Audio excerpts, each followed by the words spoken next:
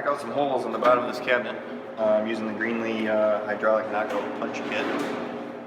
So first what you do is get some tools together. You need something to lay out your holes. So we've picked this spot 6 inches in from the back, 1.5 inches down, center punch your spot, and then start with a 3/8 drill bit.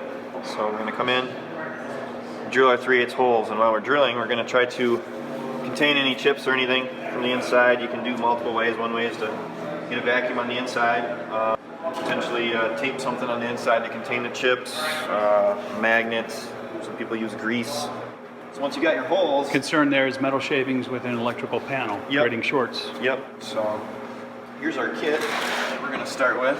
So it comes with a manual section here, which you could use a wrench to draw those together, but fortunately we have the hydraulic add-on to it. Get everything out and laid out so it's ready to go. Because we drilled a 3/8 hole, we're going to start with this adapter shaft here, and we're going to start with, out of the 4 of these, the smallest one here uses the 3/8 thread. So this shaft here will come into our cylinder here. You thread that all the way in. So that's ready to go. And then we will need an additional spacer, which comes in 3 different lengths for extra options. That just slides on here. We have a cup and then the cutting piece here. So we'll put the cup on, and this all stays on the outside of the cabinet, and then this will come on the inside of the cabinet, thread on, and then as we pump the jack, it will draw in and cut our holes. Like I said, we're just going to... You might want to drift that 3/8 or even go a little larger than 3/8 so you don't ruin the threads on your shaft there, right? Run the bit in there a little bit more than I did, I guess. Yep. And we just come in here and we thread this down to the cabinet. So I could have used a bigger spacer, but it threads easy enough that I just do it this way. So now it's self-sustaining. So we'll close the valve here, just like on a car jack, tighten her down, and now as I pump this, it's going to draw that die or whatever through to create our knockout. It's a few pumps, but it's very easy to do. There's no pressure, no force I'm having to use. It's creating all the pressure. So once you hear that, it's 2 pops, and we can release the pressure here so that you'll see our cylinder come back out. Now we got free space. And what you'll find is 2 portions that it knocked out.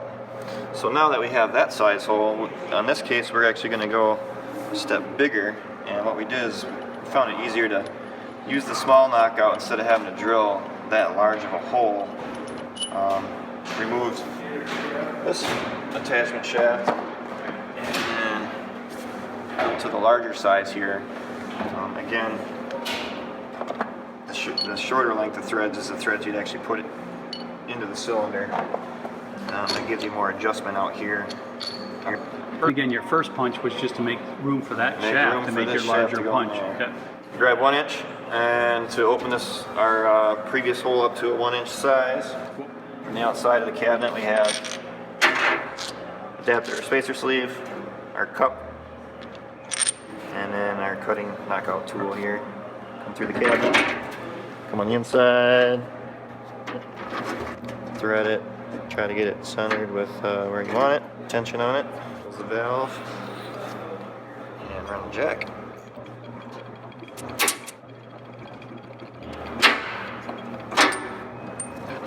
Release cylinder here, comes back out, gives you your free play.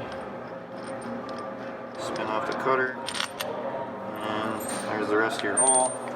Nice clean round hole here. Now we can run a fitting in it. Any type of fitting we want through that's that size, so this is what we're using for this. We can come through just with our threaded portion here, and then we got a nut that goes on the back side here. We'll put on, tighten down, get it, and then on the outside here we'll be able to secure this cable, and it'll be a nice tight seal, and great, good to go. All right, thank you. No problem.